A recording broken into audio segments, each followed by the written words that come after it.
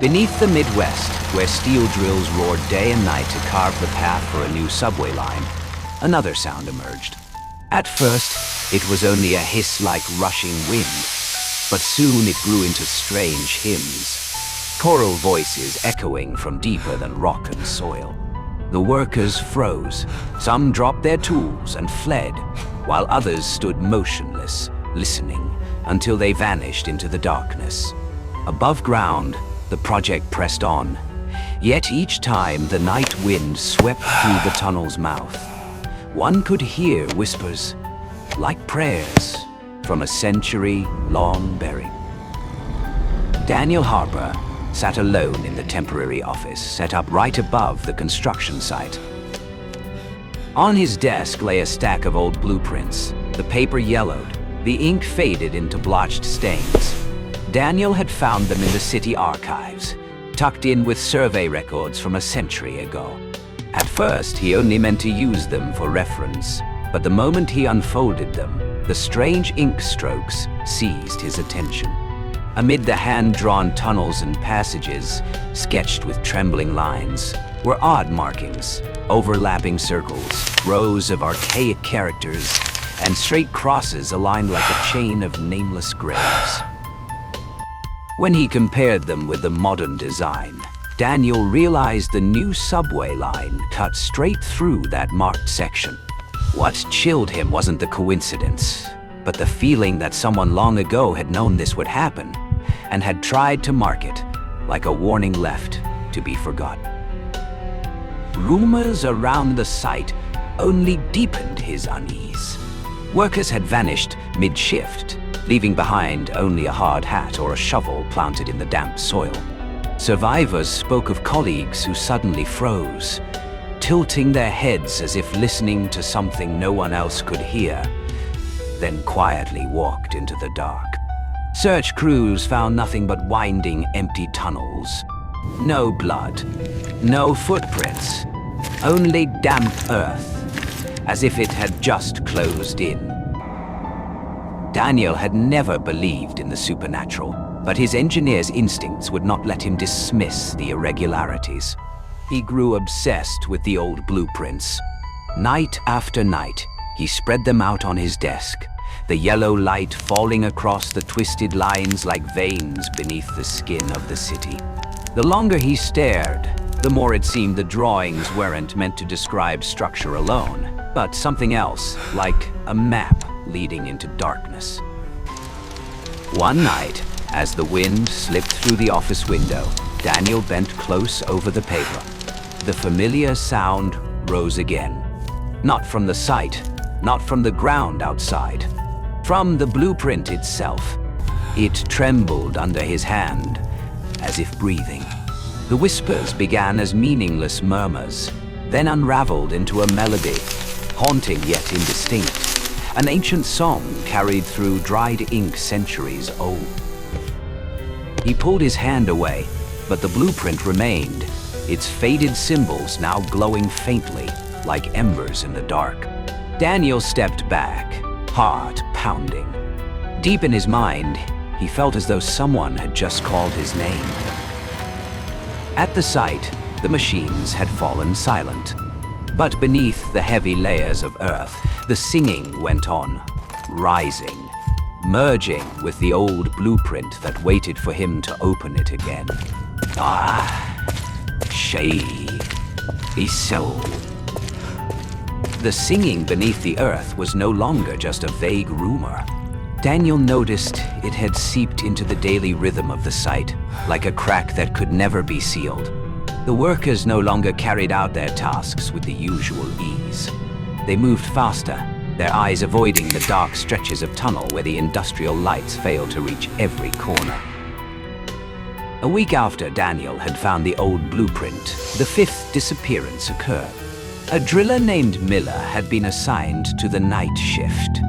When the supervisors returned, all they found was his helmet, resting neatly on the ground, as though placed there by hand, not dropped. Around it, there were no signs of struggle or misstep, only a patch of soil lightly disturbed, as if the surface had closed after being pried open. The news spread quickly across the site. Some workers quit on the spot. The rest stayed only for their wages, but fear burned in their eyes. They whispered that Miller had heard the singing clearer than ever before, that he had removed his protective earmuffs just to listen, then walked into an unfinished corridor. The nearest man saw only his back fading in the yellow glow of the lamps, then disappearing altogether. Daniel struggled to hold on to reason, but each night, as he unrolled the blueprint, the strange symbols seemed to shift. He couldn't be sure if his memory betrayed him or if the markings truly moved, bending into new tunnels that didn't exist in reality. In some places, the ink bled, forming human shapes, standing among the drawn corridors, heads tilted as if listening to something invisible. In the days that followed, Daniel began keeping a journal, not to solve the mystery, but so he would not forget. He recorded the names of each missing worker, the time, the location, and a disturbing note. Every disappearance happened near tunnels, not yet reinforced, where the earth was soft and damp. It was as if the ground itself knew how to swallow men without leaving a trace. Another night, during an inspection, Daniel passed the area where Miller had vanished. The air was thick, the lights dim, and from deep within the tunnel came a drawn-out sound. It was no longer a distant song, but a chorus of many voices, layered together as if dozens were singing at once. Amid the chaotic tones, Daniel swore he heard Miller's voice, hoarse and broken, as though singing from inside the earth. He stood frozen for a long time, afraid to take another step until the work lights behind him flickered. His shadow stretched long against the wall, but at its far end, faintly, was the outline of a second figure. When Daniel turned, no one was there. Only the old blueprint in his case, heavy as though trying to pull itself free of his hand. The next morning, a single glove smeared with soil was discovered near another section of tunnel. No one claimed it. The remaining crews worked in silence, avoiding each other's eyes, and Daniel knew that panic had already taken root. He tried presenting his suspicions to management, but no one wanted to listen. Missing workers could be erased with paperwork, as long as progress didn't falter. Daniel left the meeting chilled. He alone understood that the subway line was cutting through something that had never been unearthed. That night, when Daniel returned to his office, he found the blueprint already spread open, though he was certain he had put it away. On the paper, the new tunnels overlapped with the strange symbols, as if past and present were being forced together. At the exact point of intersection, a bold circle glowed under the lamplight, casting a pale light as though shining from deep within the earth. Daniel felt his hand tremble as it reached for the circle. The moment his fingers touched it, the singing erupted. So powerful the office walls shook.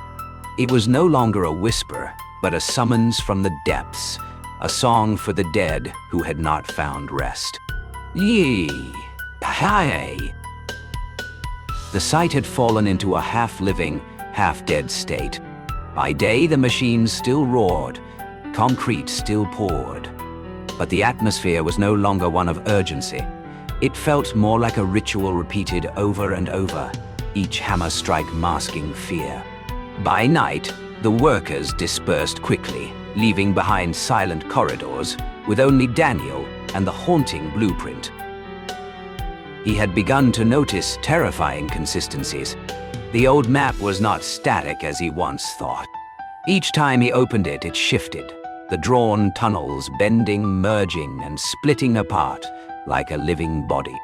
When Daniel laid the current design on top, they aligned perfectly, so precisely he felt as though some unseen hand had guided modern engineers to drill straight into what had once been buried. One late evening, Daniel took a flashlight and ventured deep into the section he believed to be the main intersection. No workers, no machines, only the breath of the earth. His footsteps echoed long, then dissolved into silence.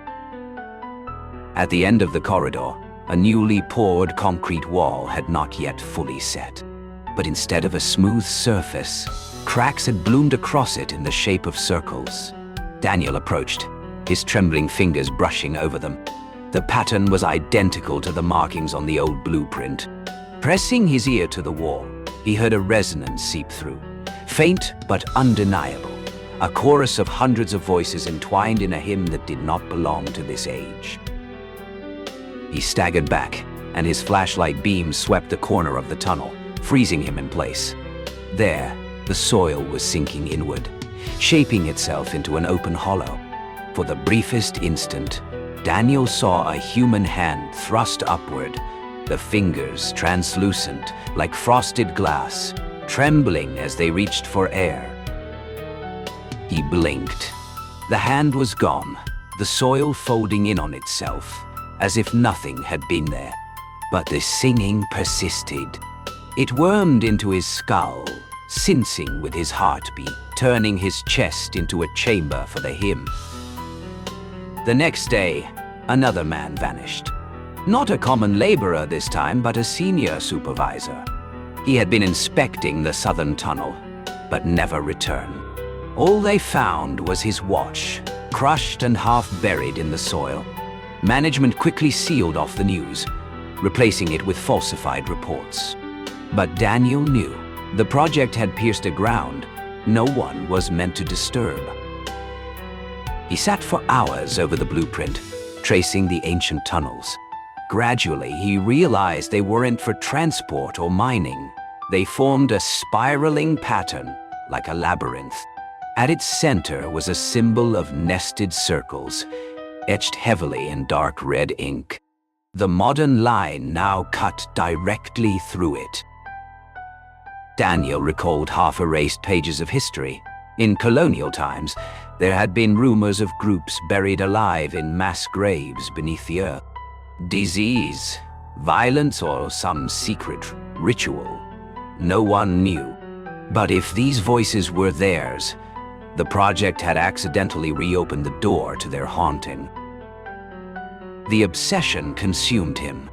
Walking the corridors, Daniel noticed the fluorescent lights flicker in rhythm with the unseen song. At night, he heard footsteps trailing him through the empty tunnels. In the bathroom mirror, he sometimes glimpsed lines of figures behind him, heads bowed, mouths moving in silent chant. But when he turned, there was only silence. One night, he awoke to the sound of paper turning. The old blueprint had opened on its own across his desk. The red markings had spread, bleeding across the sheet like veins, sketching out a procession of figures filing into a black circular void.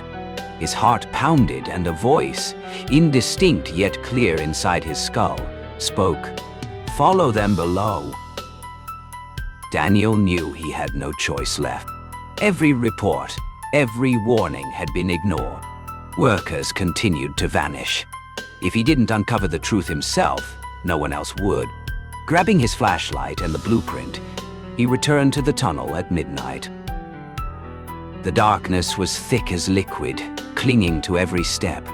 When he reached the wall of cracks from before, it had widened. A gaping fissure yawned before him, exhaling cold, damp air. Daniel shone his light inside, and it bounced not off earth, but off countless glistening surfaces, like hundreds of wet eyes staring back. He drew closer, and the hymn swelled. Stronger, heavier, pressing into his bones. No longer distant, it was right beside his ears, vibrating through his skull. Amid the chaotic chorus, Daniel heard the distinct voices of the missing, each one woven into the dreadful harmony. They weren't crying for help. They were continuing a ritual. His flashlight shook as it swept across the fissure. For a fleeting instant he saw them, the figures half transparent, their flesh dissolved into mist, eyes white and unblinking, mouths wide as they released notes that did not belong to this world. They stood packed in the darkness, dozens, then hundreds, faces all turned toward him, singing like a chained choir buried alive. Daniel stumbled backward, his flashlight clattering to the floor, its beam spinning wildly along the walls. But the singing did not stop. It grew louder, flooding the corridor, turning the entire site into a vast, resonating chamber. And in that moment, he understood. The project was not cutting through dead earth. It was opening the gate of a living graveyard, where past and present had fused, leaving behind souls condemned to sing forever beneath the ground. Wah! Daniel returned to the site office, trembling, his clothes stained with dirt, his eyes bloodshot from sleepless terror. He had seen what no one else believed, and now the old blueprint was no longer a mere reference sheet, but a living map, guiding his every step deeper underground. On the desk, the paper was blotched with streaks of red, like dried blood. The circle at its center never stopped expanding, the ink lines darkening whenever Daniel shut his eyes. He began to hear the singing even in broad daylight, when the drills still thundered. It was no longer drowned out by machinery, but slipped in between, whispering, persistent, like a choir singing directly inside his chest. Daniel tried to explain it scientifically. Sound resonance, auditory hallucinations, the stress of working underground. But when he dug into the city's rare archaeological records, the truth surfaced. In the 17th century, an entire settlement had vanished without a trace. Faded notes spoke of the singers beneath the earth, a community crushed by plague, or else entombed alive in some forgotten ritual. No bodies were ever found, only legends of a chorus of the dead, singing so their souls would not fade. The deeper Daniel researched, the clearer it became. The project had tunneled straight through that place. And the fissure he had seen at the end of the passage was no accident, but the gate that had once been sealed, now broken open. The next night, he descended again. He carried no reports, no papers, only the blueprint and a flashlight. The tunnel was unusually silent, as though the entire site was holding its breath. The air was heavy, dense with fine dust and cold damp. When he reached the fissure, it had widened into a gaping portal of blackness, large enough for a man to stoop and crawl through. The song swelled, layer upon layer, its rhythm surging like waves. Daniel knew that if he stepped through, he would never return. Yet the blueprint in his hands glowed, its concentric circles radiant in the dark, guiding him forward like a torch. He bent down and entered. The air inside was different, thick, liquid-like. Each step weighed him down, his flashlight flickering weakly against the vast hollow. The ceiling arched too high for the beam to reach. The walls bore crude carvings, lines of figures, mouths open, hands clasped in prayer, scrawled in blackened charcoal. Beneath his feet, the earth groaned as though breathing. The singing no longer came from afar, but pressed in on all sides. In the center of the cavern, Daniel saw a great stone circle, dozens of meters wide, covered in ritual traces, ash, shattered bone fragments, dark red stains like dried blood. And around the circle stood dozens of figures. They were translucent, half flesh, half mist, their faces warped by time. Some wore old laborers' clothes, others colonial garb. All had their mouths open in song, eyes hollow, gazes piercing through Daniel. Their voices fused into a dense, endless chant, rising like a tidal sea. Daniel stepped into the circle. Instantly, The blueprint in his hands blazed, its ink lines twisting, merging into the ground below. In that moment, he understood. The blueprint was not just a diagram, but an extension of the ritual, a seal drawn on paper to cage the chorus underground. And now he had broken it, releasing the imprisoned voices. The earth trembled. The stone circle glowed, cracks radiating outward, and from them emerged new bodies, workers who had disappeared. But they were no longer human. Their flesh gleamed translucent, like fractured glass, their eyes dimly glowing. They joined the chorus, their pain erased, their voices devoted entirely to the eternal song. Daniel fell to his knees. In his mind, he saw the endless line of people, all moving toward the circle, offering their voices to sustain the buried community. He realized he had not been pulled in as a witness, but as a successor. The chant shifted, slowing, solemn, like an invocation.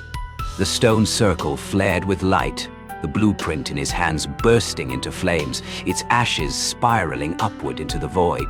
Daniel felt his body convulsing, his breath freezing, his skin turning translucent, his bones cracked softly, resonating with the melody. He collapsed, his mouth opening, and sound poured forth as song. From the distance, the figures turned, arranging themselves around him, their voices lifting in unison. A rebirth ritual had begun, and Daniel Harper, engineer of the 21st century, became a new link in the choir that had endured for centuries.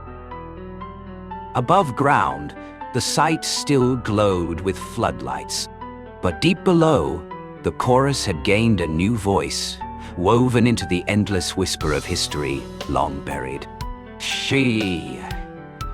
I know. Above ground, autumn passed quietly. The new subway line was still praised in the newspapers as a milestone, promising to reshape the face of the city. No one spoke of the missing workers, the altered reports, or the fruitless searches. The construction pressed on, as though the earth had never swallowed anyone. But at night, when the cold wind slipped through the unfinished tunnel mouth, a faint sound would rise. At first, a thin hum, then layered with more voices, merging into a chorus. It was not the echo of machinery or the rush of air. It was song, an ancient melody no one understood. Yet whoever heard it felt a shiver, as if brushing against some buried memory. In the depths of darkness, Daniel Harper stood at the center of the stone circle, his body transformed. His skin had turned translucent, his veins like strands of glass, his bones cracking softly each time he sang. His eyes were clouded, veiled in mist, but his mouth opened, and song poured forth, joining the hundreds of other voices. No panic remained, no resistance, only devotion to the immortal hymn. Around him, figures stretched endlessly in line, from colonial souls to modern laborers. They sang, not for release, but because the song was their only existence. A community beneath the earth, forgotten above, yet eternal in resonance. On the old blueprint, nothing remained but ashes, its purpose fulfilled, to guide the next successor. The hymn was no longer bound to ink and paper, but coursed through the new tunnels, weaving through concrete, echoing into the streets above. Passers-by might pause briefly by the mouth of the tunnel, feeling the cold wind carry a whisper. They would catch a fragment of song, not understanding, then continue on, leaving the resonance buried in their subconscious. Gradually, new voices would join the choir. When someone lingered too long by the shaft, when another worker vanished during a shift. The hymn would never cease, only deepen, layer upon layer, like soil heaped over history. In the stone circle, Daniel tilted his head, his eyes vacant, his voice blending into the vast sea of sound. No longer an engineer, no longer a man. Only one more voice in the endless choir beneath the earth, carrying the whisper from century to century. Shay.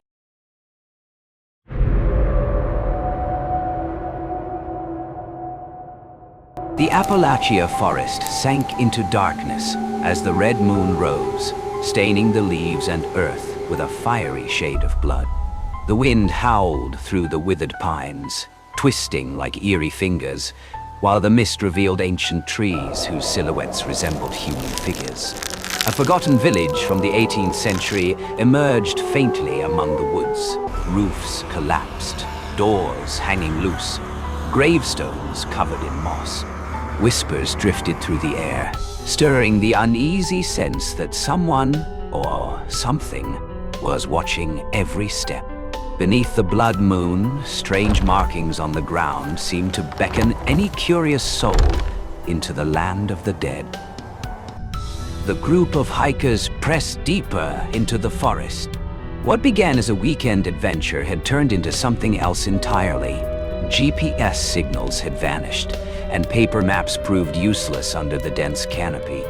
Daniel, their leader, scanned the surroundings with a trembling flashlight.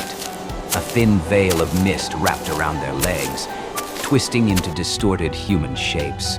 Heartbeats, quickened by fatigue and fear, pulsed in rhythm with the shrill cries of insects in the night. They pushed through ancient trees, until, half hidden by thickets, the village appeared. Roofs caved in, walls rotted, windows shattered.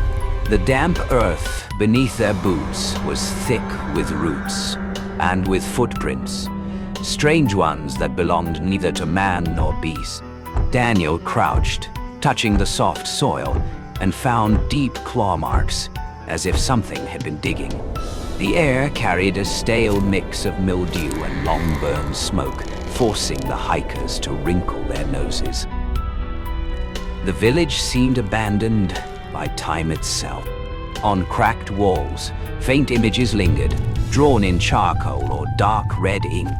Overlapping circles, crooked crosses, and warped human figures. Daniel's flashlight swept across them, and a chill ran down his spine. The silence was so absolute that even their breaths sounded magnified, echoing in the wilderness. Scattered graves appeared around the village, stones mottled with moss, carvings worn thin by centuries. Yet their shapes were unsettling.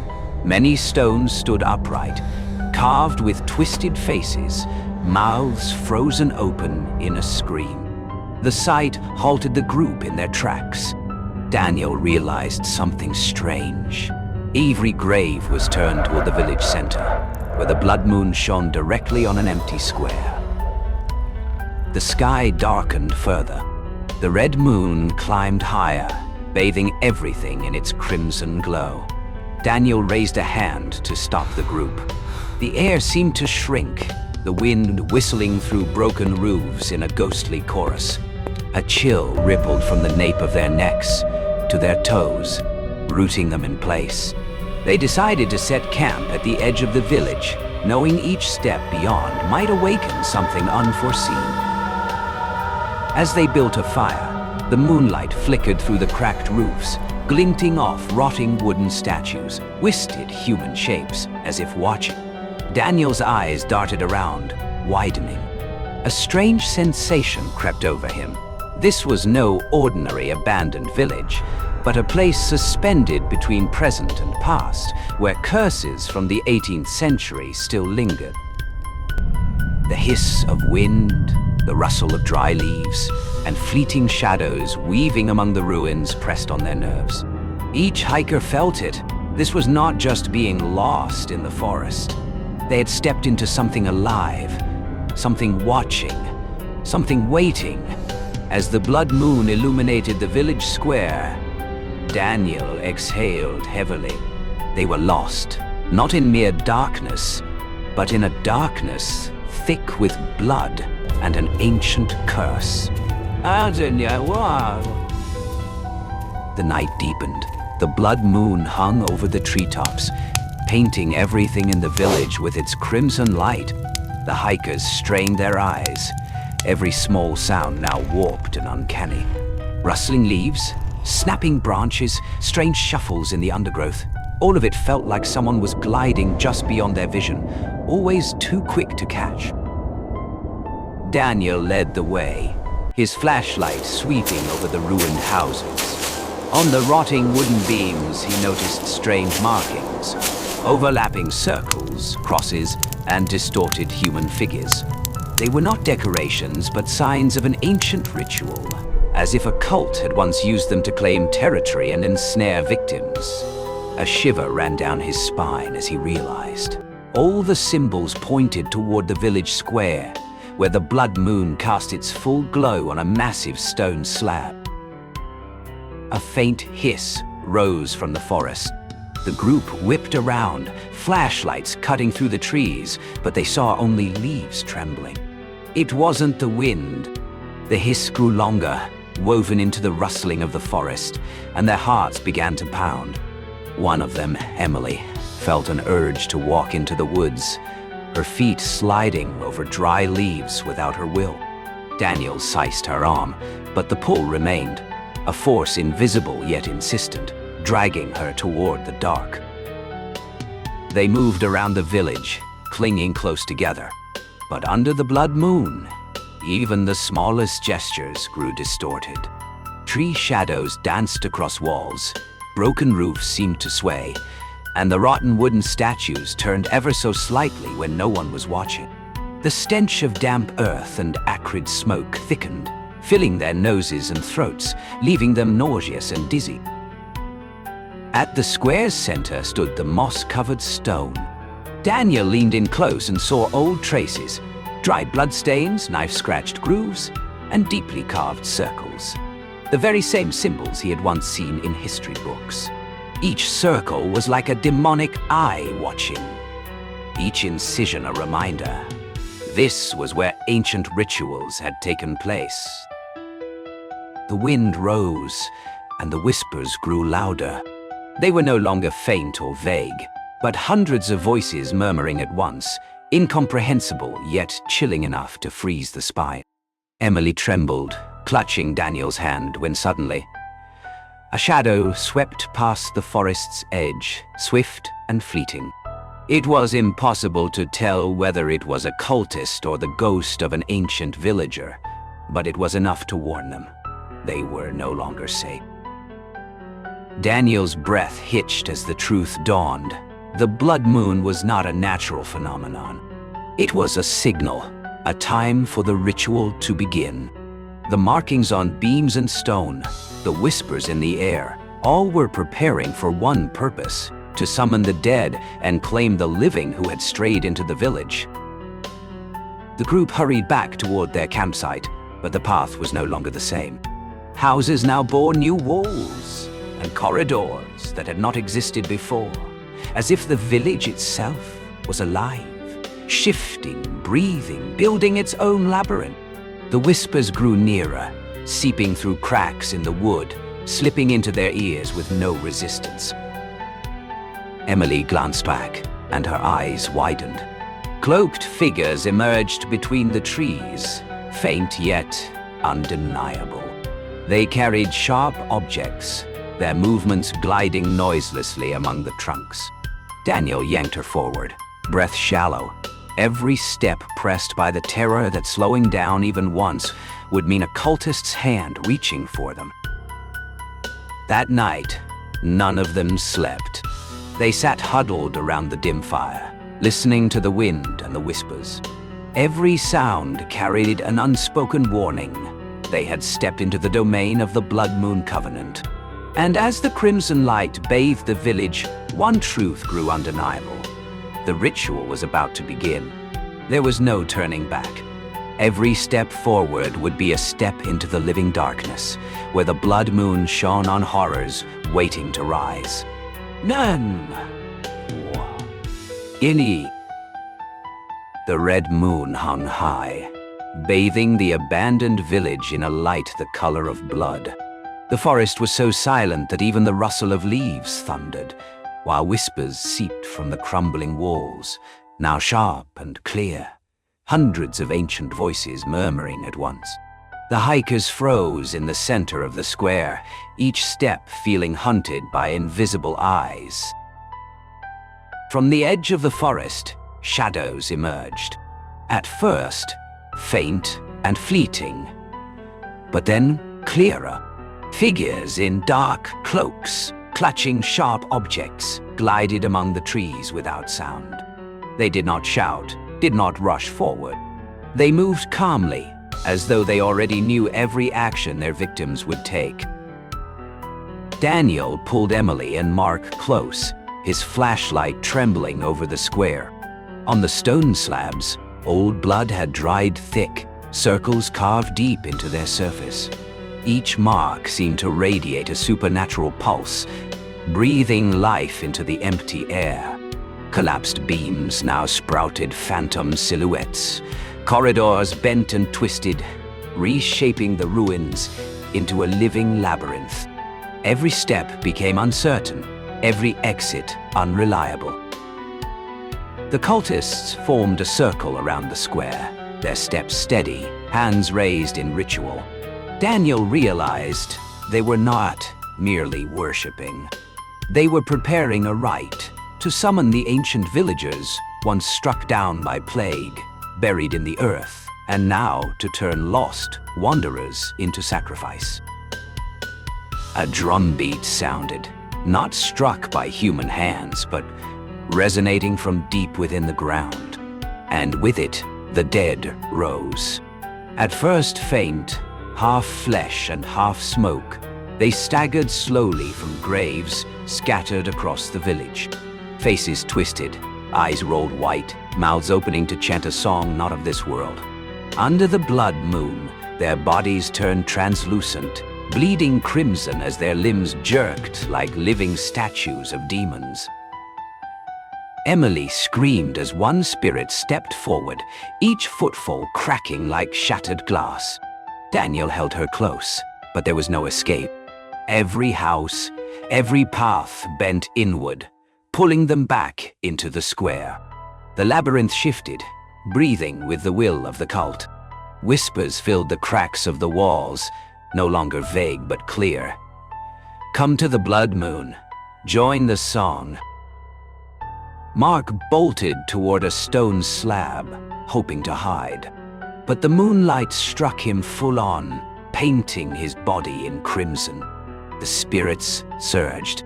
His limbs stiffened, locked as if bound by unseen chains. Each step of the dead sent tremors through the ground, echoing with cracks that pierced the silence. Mark screamed, but his voice was swallowed by the chorus of hundreds of spirits. Daniel and Emily darted along the square, desperate for an escape. Yet, the blood moon twisted reality itself. Walls shifted. Fallen beams stood upright. Paths bent into loops. The village had come alive to imprison them. Wooden statues turned their faces, eyes glinting like living watchers, tracking every move. Their breath and heartbeat became part of the eerie hymn. At the square's center, an altar appeared, stone slick with moss and dark stains, as though it had always been there, waiting. A cultist lifted Mark and laid him upon it. The old blood on the altar blazed anew under the moonlight. Daniel cried out, rushing forward, but Emily dragged him back. Instinct screamed survival, but the pounding drums, the whispers, and the endless chant swallowed them whole, driving them to their knees in terror and exhaustion. The horror swelled. More spirits crawled from graves, slipped from broken rooftops, and poured into the square. Their bodies warped under the red glow, limbs twisting, mouths stretching, blood oozing not as liquid but as streams of glowing crimson glass. They were no longer human. They had become the living symbols of the ritual, the chains that bound the cult to its ancient curse. Daniel's breath caught. They were no longer outsiders. Every step within the village had bound them closer to the rite. If they escaped, they would be trapped in the labyrinth forever, woven into the eternal hymn of the blood moon. Emily and Daniel pressed themselves against the shadows of the trees, seeking escape, but each step dragged them backward, as if the air itself pulled them in. Mark's weakening screams melded with the chorus, and in that moment, Daniel understood. The Blood Moon Covenant did not merely summon the dead. It transformed the living into instruments of the unending hymn. The blood moon flared over the square, lighting the twisted faces, warped limbs, and deformed bodies that stood like grotesque statues. Daniel and Emily stumbled back, their hearts hammering. They no longer knew which step meant survival, and which meant sacrifice.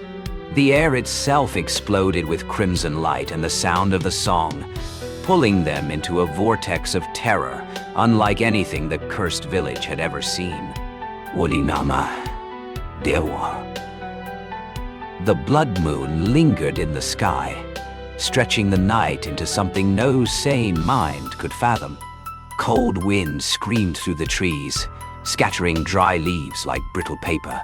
Moonlight filtered through the branches, casting long, warped shadows across mossy ground. Everything pulsed with the rhythm of the drums from the square, a beat not born of human hands, but of some ancient creature stirring awake. Daniel and Emily raced through the village paths, desperate to avoid the stares of the risen villagers. But the village was no longer fixed. The roads twisted, reshaped with every breath of the cult and every flicker of moonlight. Ruined houses shifted positions, forming walls where none had stood before, trapping them in a living labyrinth. The whispers grew sharper. They were no longer distant, but threading directly into their minds, urging, pulling, threatening. Emily stumbled, and from a broken rooftop, a villager's spirit hurled itself down. Its body was translucent, limbs contorted, eyes glazed white. Each movement cracked like breaking glass. Daniel seized her arm and dragged her onward, heart pounding, lungs burning. From the trees, cultists emerged, gliding like phantoms beneath the blood moon. They did not scream or chase. Their mere presence suffocated, each step pressing on the victim's spirits. Their footfalls droned with eerie resonance, echoing through the broken walls. Daniel realized the red moon and the ritual had transformed the village into a mystic maze, where the rules of the world no longer applied. They darted into a ruined house, moonlight flickering through shattered windows.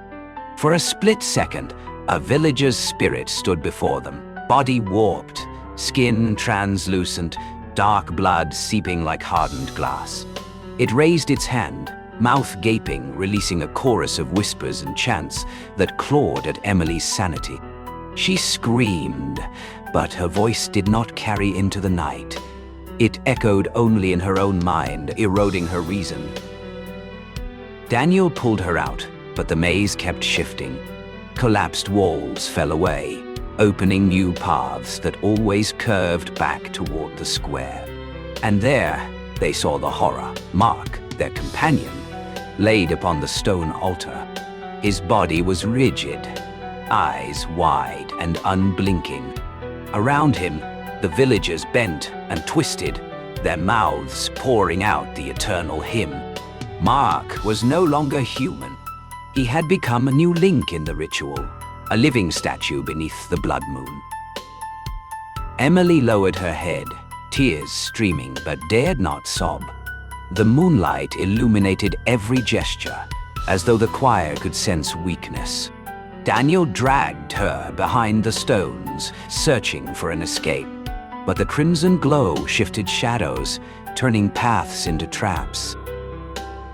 The villagers rose from graves, slipped from rooftops, closing in slowly, relentlessly. Each step cracked like glass shattering. Every scream was swallowed into the hymn's endless void. Daniel's chest tightened with realization. Escape was futile. The labyrinth and the song had already claimed them. Amid the chaos, Emily spotted a moss-covered stone, etched with circles and sigils like those from Daniel's ancient maps. Perhaps a key, perhaps a way out. They rushed to it. Daniel pressed his hand against the icy surface, a shock rippling through his body. But the cult closed in, dark cloaks stretching long in the moonlight, preparing for the next sacrifice. A villager's spirit lunged, claws raking the earth like splintered glass. Daniel and Emily hurled themselves down another path, barely avoiding its touch. The hymn thundered, the cracks reverberated, time itself dissolving into the rhythm.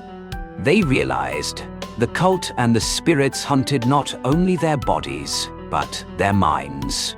With every faltering step, their limbs grew heavier, their will eroded.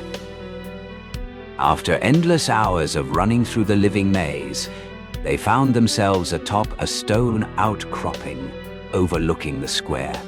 The blood moon burned brighter than ever. The hymn still rang. The villagers' twisted forms swayed with the cultists, all circling the altar. Daniel's breath shuddered as the truth crystallized. Everything obeyed an ancient law.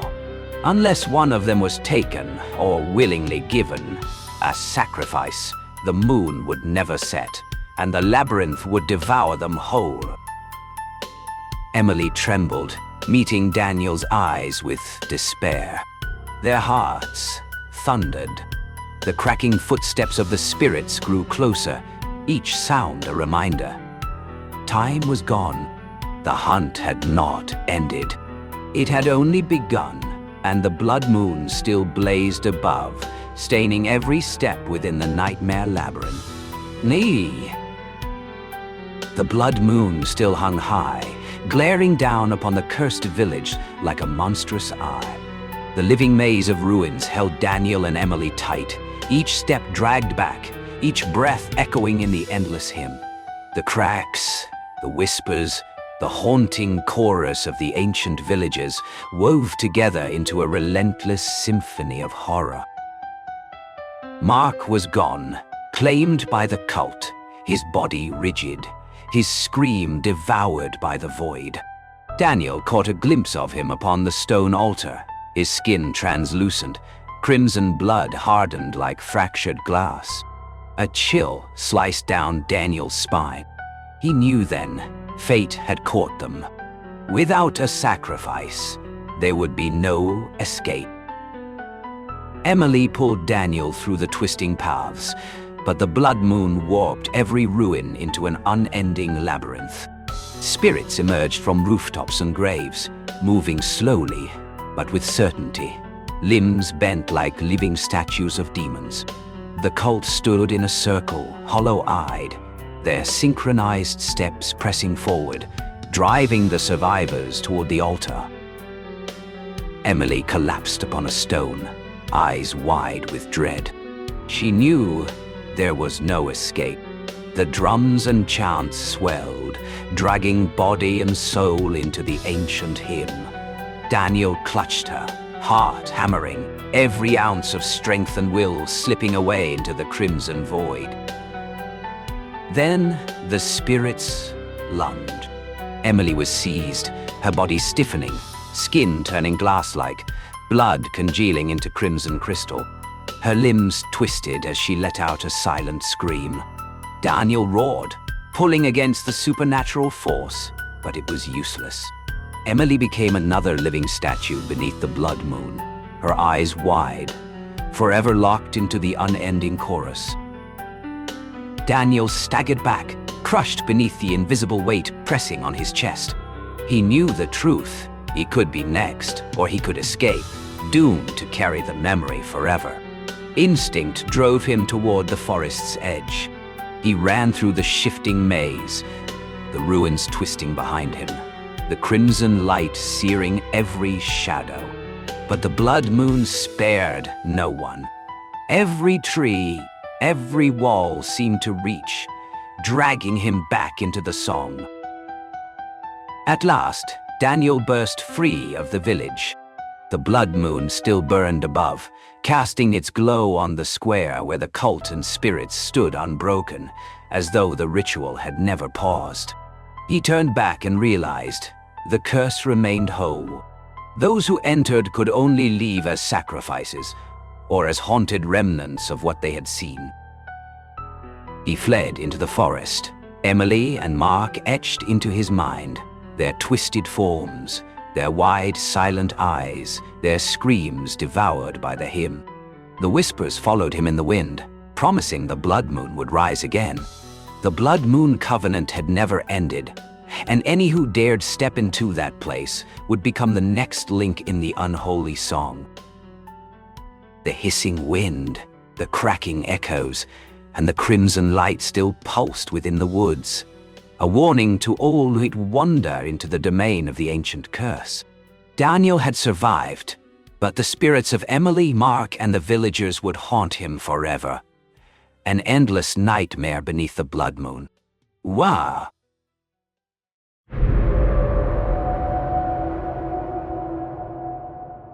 St. Aurelius Hospital, once a Civil War era asylum, now lies in rusting ruins deep within the forest. Locals still whisper of the head doctor, a man more obsessed with human skin than with life itself. He believed that skin was the key to preserving an immortal soul. When the hospital finally closed, his spirit remained, wandering the cracked hallways to continue his experiments. Those bold enough to enter speak of walls, lined with shriveled skin masks, dried and grotesque, as if a collector still prowled the darkness, adding to his ghastly gallery. The early autumn wind swept through the forest, rustling the dry canopy like whispers guarding secrets buried for over a century. Clara tightened the straps of her backpack, eyes fixed on the leaf-strewn path that led to the abandoned hospital. St. Aurelius loomed ahead like a colossal corpse. Brick walls mottled and cracked, roof tiles collapsed in jagged gaps, and rusted iron gates gaping open like rotting teeth. She wasn't alone.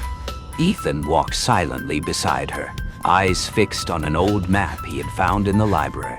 Marissa trailed behind, flashlight beam jittering as she muttered curses about mud sticking to her shoes. They were all senior nursing students, searching for material for their theses. Clara's reckless idea, researching the history of American psychiatric medicine, had led the group to this place, long rumored to be haunted. Inside, the air was thick with mildew, tinged with rust and something faintly acrid, like burnt flesh. The dark corridor stretched ahead, its peeling walls exposing raw red brick, stained with dark brown patches that looked disturbingly like dried blood. Every footstep echoed tenfold, bouncing through the rows of empty rooms until it sounded like ghostly whispers all around them. Clara opened her notebook, scribbling down details. The structure of the wards, barred iron windows, broken bed frames. Ethan rummaged through splintered drawers, pulling out yellowed medical files, the scrawled handwriting of 19th century doctors still legible in faded ink. Marissa stood transfixed before a crooked painting, the rotting canvas barely holding the shadow of a face. They ventured deeper, descending a fractured stairwell to the basement. The temperature dropped sharply, their breath condensing into pale mist. A heavy door hung half open, its tarnished brass plate bearing the words, "Research Room." Ethan pushed it, and the hinges shrieked in protest. The room revealed itself like the remnant of some horrific rite. An operating table stood at the center, its surface scarred with deep gouges. Along the walls, rust-eaten shelves held scalpels, clamps, and scissors crusted in green corrosion. Mounted wooden frames displayed thin, stretched sheets of skin, yellow-gray and brittle with age. Clara froze, heart pounding.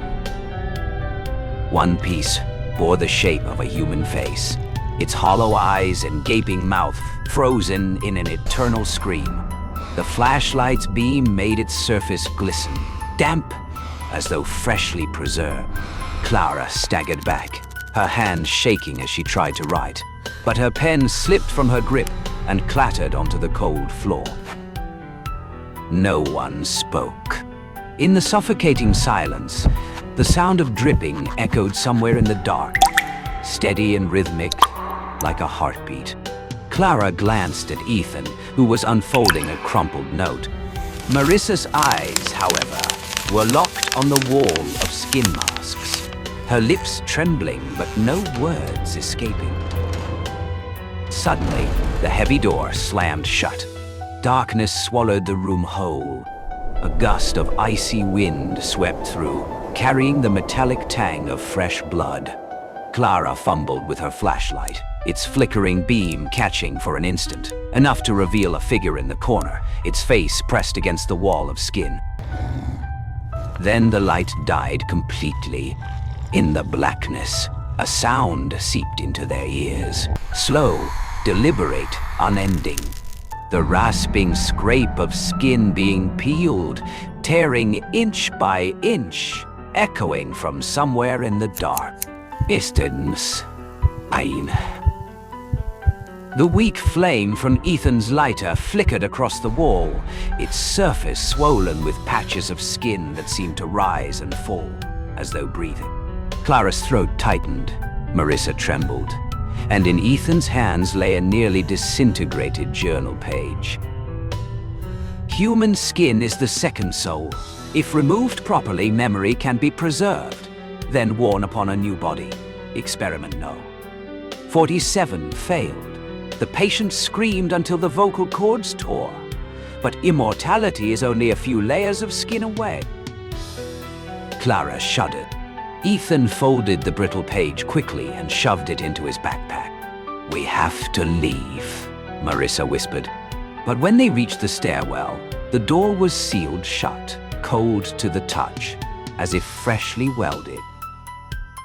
The hallway wind howled, reeking of rust and charred flesh. In the shadows, a figure flickered, then vanished. With no other choice, the three returned to the research room, searching for another way out. "While rummaging," Marissa shrieked, clutching her arm. Clara's eyes widened. Patches of skin seemed to peel away from Marissa's flesh, exposing raw, glistening muscle beneath. Yet when she touched it, the arm was whole again. Marissa sobbed. I saw it come off," before collapsing, trembling uncontrollably. No time remained to comfort her. They pressed on and found another door. Its corroded brass plate read, "Exhibition Room." Inside, the air was thick, clogged with the stench of burnt skin and chemicals. Under the trembling flashlight beam, glass cabinets lined the chamber. Inside hung taut, hardened sheets of skin. Some stretched into entire faces, eyes hollow, mouths agape in frozen screams. One mask still dripped fresh blood, glistening as though just torn away. Clara staggered backward, tripping over something soft. When she looked down, horror gripped her. It was the skin of a human hand, nails intact, curled on the floor like a discarded glove of flesh. Marissa gagged, retching, then bolted into the hallway, her footsteps echoing through the dark. At that moment, the flashlight flickered, then went out. Darkness consumed the room. A sharp sound pierced the silence, the scrape of a scalpel sliding through flesh. Sharp, slow, methodical, endless. The coppery tang of blood thickened, suffocating. The door slammed shut behind them, sealing them in blackness. Clara pressed her trembling back against the wall, and in the silence that followed, she heard it, something moving closer. Heavy, slow, dragging behind it a trail of wet, glistening skin across the tiles.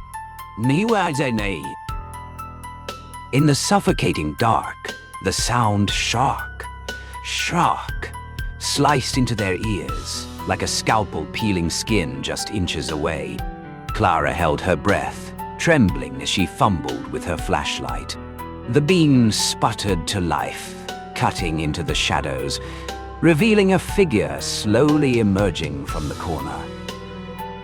It was tall and skeletal, clad in a blood-stained, tattered lab coat. But the face, the face, was the horror. It did not stay still. Layers of skin shifted and slid like masks. A bearded man's wrinkled visage dissolved into the hollow-eyed face of a woman, then morphed into the warped features of a child. Dozens of lives seemed forced into one body, screaming silently beneath the surface. Clara staggered back, breath strangled in her throat. Marissa shrieked, the sound ricocheting off the glass cases, echoing like a chorus of tortured throats. The thing, the collector, moved deliberately, relentlessly. Its unnaturally long hands dragged across the floor, claws hooked like iron, pulling behind it a trail of slick, glistening flesh. Ethan pressed himself against the wall, trying to remain calm. Then the darkness swallowed him whole. A hidden door slammed shut, separating him from the others. Clara only heard his frantic footsteps fading down a hallway, then silence. Alone in the corridor, Ethan felt his cheek burn tight. When he touched it, panic seized him. His skin was sliding loose, thin as wet cloth. With every step, the sensation spread, as if invisible fingers were pulling his face from the bone. A distorted laugh whispered in his ear. "Skin is the soul, and soon you will be mine." Meanwhile, Clara dragged Marissa through the ward. The hospital beds were no longer empty. Twisted figures sat slumped, their faces replaced by crudely stitched masks of foreign skin. One convulsed, its neck twisted backward, eyes bulging white, mouth sewn shut. It shook its head violently, groaning through a muffled throat. Marissa broke, shoving through a side door and vanishing. Clara was left alone, trapped among the half-living patients. Each face was wrong. One bore stretched belly skin over its skull, an eye bulging through a stitched navel. Another hung upside down, its jaw agape, tongue not its own. Clara forced herself forward, but when her flashlight swept the hall's end, her blood froze. Ethan died. He was crucified on the wall. Steel hooks rammed through his skin, arms spread wide like a broken marionette. His flesh was pulled taut, peeling from his body, dangling in strips soaked through with blood. Ethan's eyes stared wide, lips trembling, but no sound came out. Clara screamed. From behind him, the collector stepped into view. Ah! Its long fingers pressed against Ethan's chest, drawing a delicate line. Instantly, his skin split open. Blood spilled as flesh was folded back like the pages of a grotesque book. Ethan arched in silent agony before falling still. Clara stumbled backward, shaking violently. From a nearby doorway, Marissa emerged, her face pale as death. But when Clara looked closer, horror consumed her. A crude stitch ran from cheek to throat, the skin of her neck patched together from mismatched fragments. Marissa whispered for help, then collapsed. Her entire body convulsed, and her skin began sliding off in sheets, slapping the tiles like a drenched, rotten garment. Clara's scream ripped through the corridor. She turned and ran, the hiss of the scalpel scraping close behind, footsteps heavy and relentless. The hallway stretched into infinity. Every door opened into another skin gallery, faces hanging in rows, hollow eyes tracking her as she fled. She slammed into a metal door. It burst open, throwing her inside. Her flashlight flicked back to life, illuminating dozens of faces stretched across wooden frames. Some still twitched, lips trembling, whispering faint words. Clara realized with a jolt of terror. She had entered the living gallery, and the collector was still watching, ready to claim her as the next piece in his eternal collection. Clara collapsed to her knees in the middle of the room, breath ragged and shallow. Her flashlight beam swept across towering wooden frames, each one stretched taut with human skin like grotesque canvases. Some faces still twitched, lips moving in silent whispers, their hollow sockets staring into endless dark. The air was thick with the metallic stench of blood and the chemical tang of preservation. A sharp crack sounded behind her. Clara spun around. Marissa was crawling into the room, her body twisted unnaturally. The skin on her back had peeled almost entirely away, clinging loosely like a shredded coat. Blood streaked in rivulets, raw flesh glistening beneath. She lifted her head, eyes pleading, though only a strangled wheeze escaped her throat. With trembling hands, she reached toward Clara, just as her entire skin slid free, collapsing onto the floor with a sickening slap, limp as a serpent's shed husk. Clara covered her mouth, tears streaming. What remained of Marissa, her blood-red, trembling body, twitched only for a moment before going still forever. Then the light vanished, eclipsed by a massive shadow. The collector had arrived. He loomed over her, his face shifting endlessly, his grotesque hands clutching a gleaming scalpel. The whispers filled the room, a chorus of countless throats. Skin is the soul. You will complete my collection. Clara stumbled backward, pressing herself against a wooden frame. A stretched face upon it suddenly opened its eyes.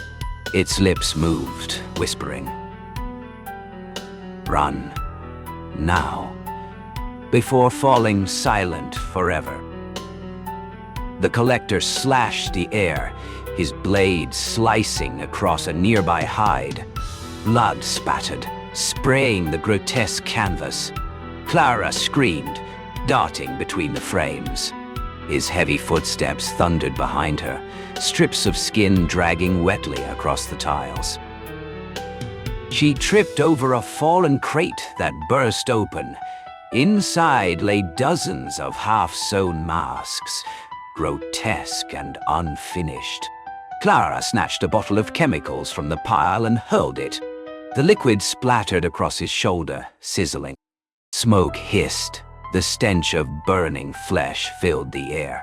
The collector roared, the sound shaking the chamber walls, but he still advanced. Desperation surged through Clara as her eyes caught a steel door in the far corner, locked with a rusted padlock. With all her strength, she smashed her flashlight against it. The metal cracked with a sharp snap, and the door swung open. Just as the collector lunged, Clara forced herself through the narrow gap and slammed the door behind her.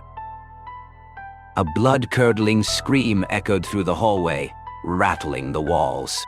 Clara collapsed on the floor, trembling violently. Behind her, pounding fists hammered the steel, each blow shaking the frame. She knew the door would not hold for long. Her time was running out.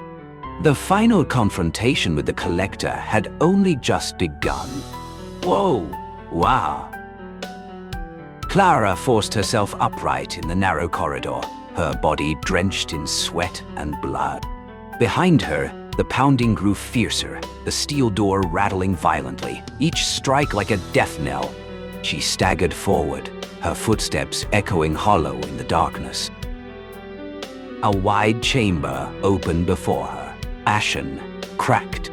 At its center stood the old hospital incinerator, its gaping mouth rusted but still heavy with the scent of ashes. Clara understood. This was the only place where it could end. The steel door burst open. The collector surged inside, towering, his patchwork body glistening, the faces stitched into his frame, screaming in unison, eyes bulging, mouths yawning wide. The scalpel in his hand gleamed like a predator's claw. Clara backed away, hands groping against the incinerator until they closed on a heavy iron pipe.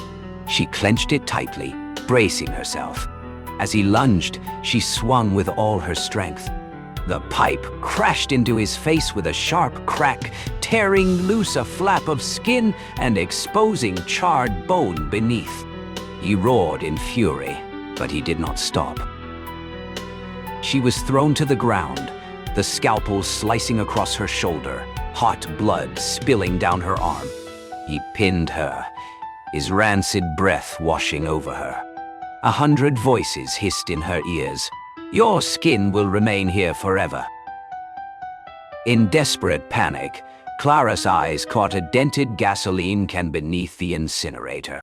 She clawed it toward her, dousing him in its contents. He laughed, a dry, rasping sound, eyes shifting through countless faces. But when Clara flicked Ethan's battered lighter, the flame erupted, consuming them both. Fire roared.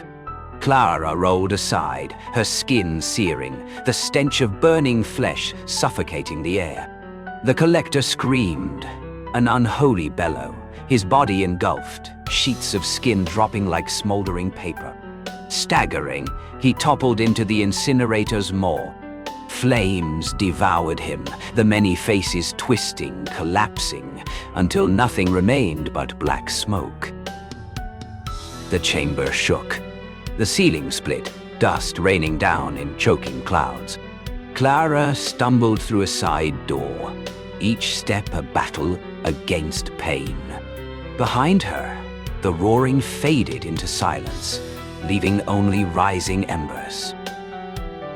When she finally stumbled outside, dawn had broken.